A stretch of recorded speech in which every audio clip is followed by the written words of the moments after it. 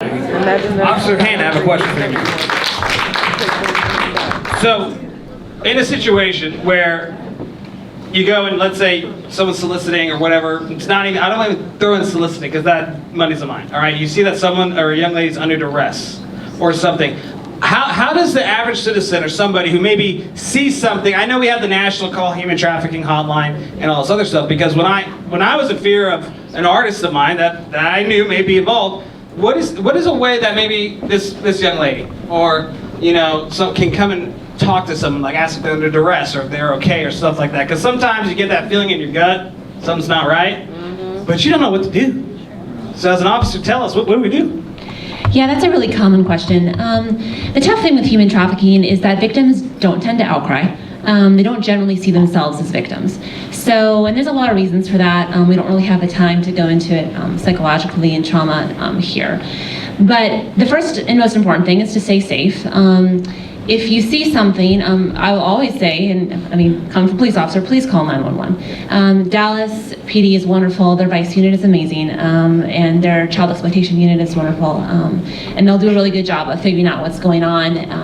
A lot of officers are getting much more trained on human trafficking, so please, if there's anything time sensitive, if you think anyone's in danger, please call 911. You're not locking up phone lines, this is our job, right? This is what we do. You're welcome to call the National Human Trafficking Hotline if you think something's wrong. There are that's a slow way to report. It often doesn't get to law enforcement until a couple days later, if it gets to law enforcement at all. So I would only do that if that was not an emergency. If you want to talk to someone and you feel like it's safe, you're an adult, right? You can go and ask someone if they're okay, and if they're an adult, they can answer you or choose to not answer you, and that's all right.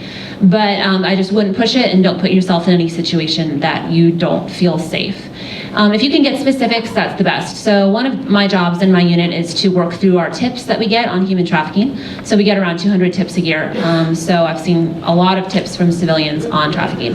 So I've seen everything from there's a girl and she's driving in a car and she's in the back seat and she looks scared.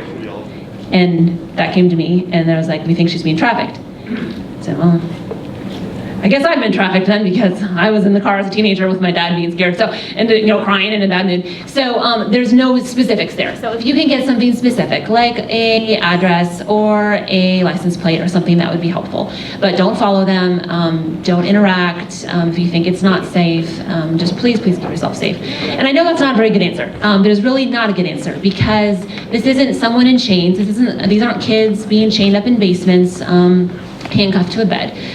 There's just broken kids, broken adults, drug addiction, homelessness, trauma, domestic violence, and it's a lot of mental health issues and intersections that it's really, really tough to see. So if you don't know if it's human trafficking, that's okay, because often we don't know either, and I might interview someone multiple times and still not know if they've been trafficked. And so all that to say, if in this emergency, call 911. If you ever suspect sexual abuse of a child, you have to call 911, or you have to notify CPS under all circumstances.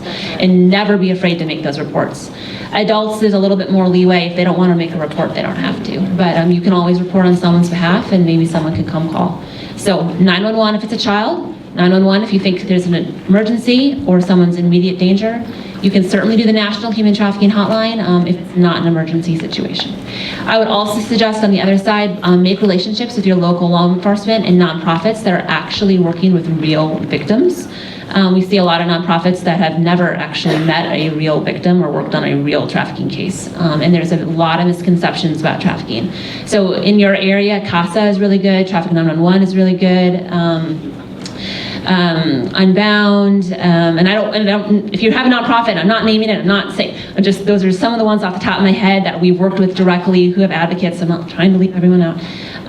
Those are some really good ones that really work with actual human trafficking victims. And so if you have contacts with Dallas PD or Dallas Sheriff's Office or a nonprofit that you trust, and it's not an emergency, you can always reach out to them and ask their advice. So long answer, not a good answer. There are no good answers. Just please call 911 if it's an emergency. Thank you.